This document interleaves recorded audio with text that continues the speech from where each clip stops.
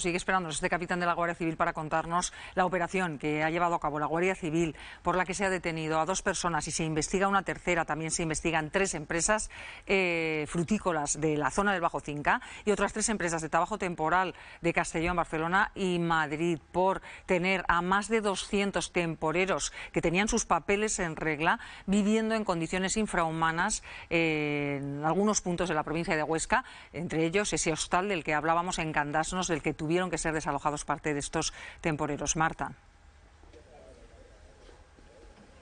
147 personas, temporeros, vivían en ese hostal de Candasnos y también otras 50 personas en 2 domicilios también en esa localidad del Bajo Cinca, que además estaba en peligro de derrumbe. Se trata de una operación judicializada, la operación Sonsacan, por la que, como bien decíais, ha habido 2 personas detenidas, también una tercera investigada, así como 3 empresas frutícolas de la zona y 3 empresas de trabajo temporal de Castellón, Madrid y Barcelona investigadas. Una gran operación que involucra a más de 200 temporeros que vivían en condiciones infrahumanas.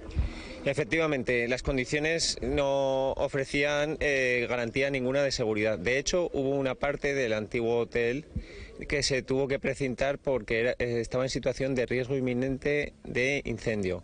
El cuadro eléctrico, el precario cuadro eléctrico, se encontraba al lado de depósitos de combustible y el técnico recomendó, por riesgo inminente, de hecho así lo reflejó en su informe, que se precintara esa zona.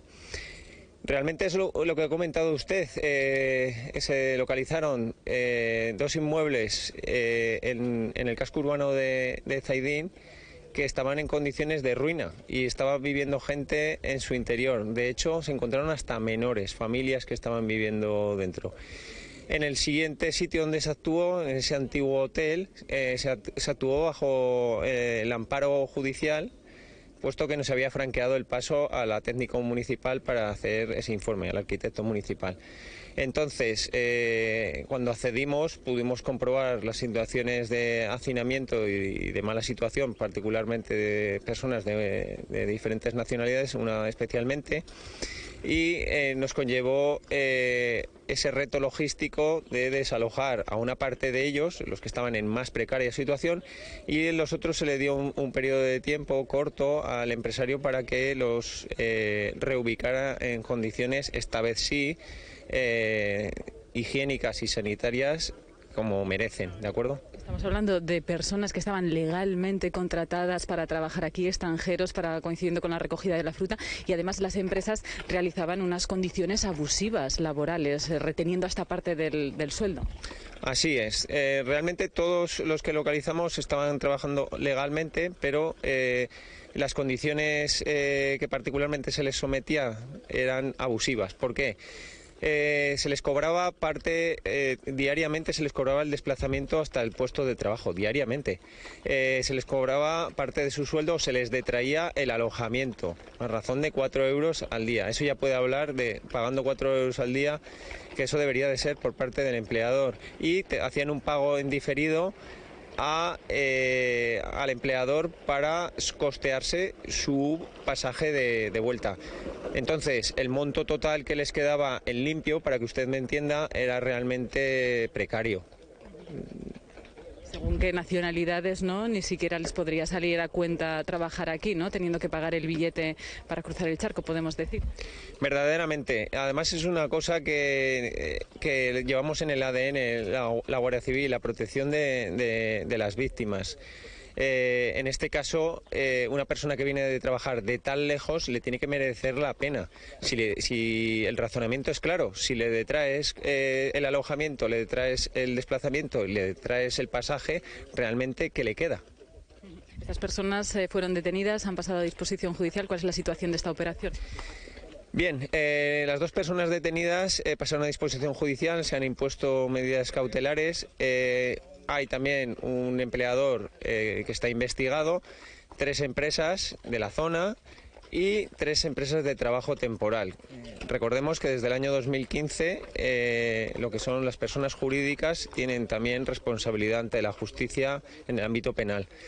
Entonces ha sido una investigación que nos ha podido permitir destapar esta dijéramos, trama, donde se estaba abusando claramente de lo más principal para cualquier persona y para un guardia civil, que es, pues eso, el ser humano.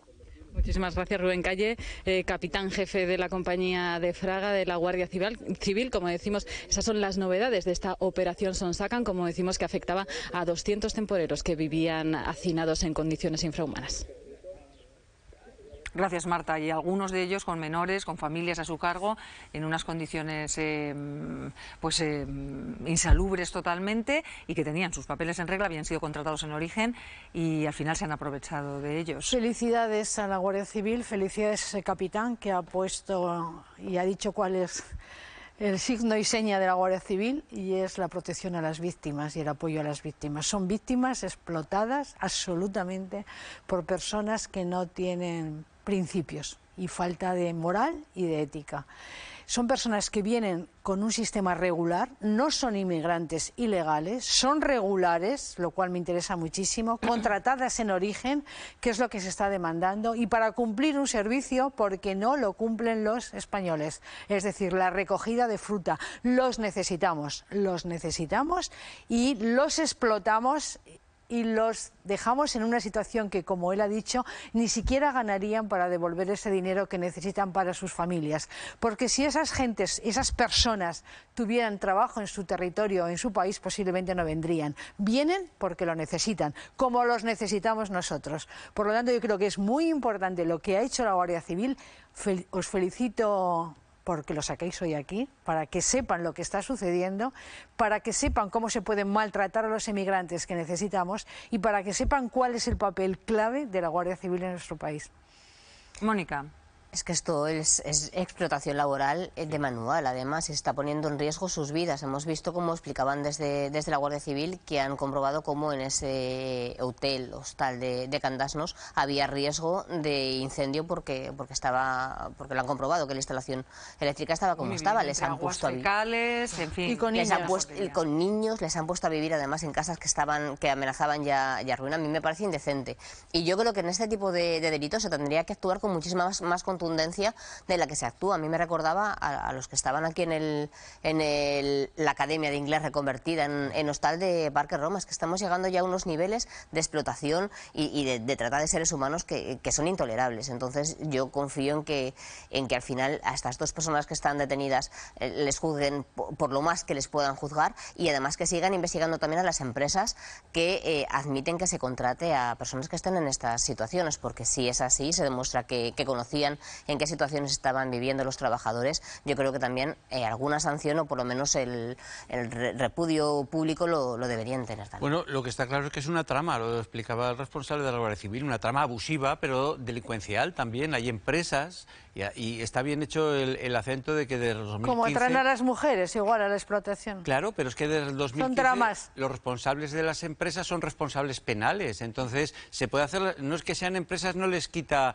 la personalidad que tienen los empresarios que están al frente, ni les exime, al revés, les condena, ¿no? Entonces, son empresas, las de trabajo temporal, las empresas frutícolas claro. Y los propietarios de esos hostales, claro. Sí, donde había, y los intermediarios de todo eso. Intermediarios de todo eso. Alguien tiene que maquinar para poner todo ese entramado en forma y que se mueva a la misma velocidad para dar un servicio. Está claro que es abusivo y no podemos jugar con una de las partes que apunta el responsable de la Guardia Civil, que es nos metamos en la piel del otro. Es decir, con poco dinero que les quede, aunque sea poco, con ese dinero en su país les es muy rentable. Hombre, pues no, porque lo que tenemos que hacer es pagarles lo que se ganan aquí e intentar que vuelvan en las mejores condiciones posibles para que el año que viene, que como tú dices, los vamos a volver a necesitar, vengan no solo ellos, sino más personas de allá, que aporten más, que nos ayuden, que vivan mejor. Si España es un país democrático y tiene como elementos fundamentales el respeto a los derechos humanos, aquí está claro que no hay respeto a los derechos humanos. Es decir, se pone en cuestión también nuestro modelo de Estado democrático. Por eso es tan importante